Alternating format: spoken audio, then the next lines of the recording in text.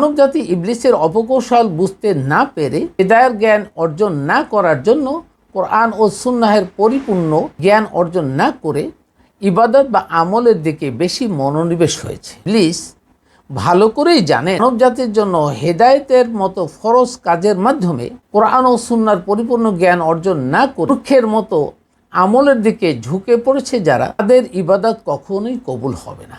আর এই জন্যেই ইবলিস অর্থাৎ মানবজাতির ইবাদত করার পথে কোনো বাধা প্রদান করছেন না, অপরদিকে ইবলিস বাধা প্রদান করছেন হেদায়েতের পথে, অর্থাৎ কোরআন ও সুন্নাহের পরিপূর্ণ জ্ঞান অর্জনের পথে। সকল ধরনের শিক্ষা কারিকুলাম থেকে কোরআনের মৌলিক শিক্ষা অর্জনে বাধা প্রদান করা হয়েছে। এমনকি কোরআন ও সুন্নাহের জ্ঞান অর্জনের জন্য কোনো শিক্ষা কারিকুলাম, কোরআন বুঝে অধ্যয়ন ও গবেষণা করার কার্যক্রম পাঠ্যসূচিতে অন্তর্ভুক্ত করা হয়নি।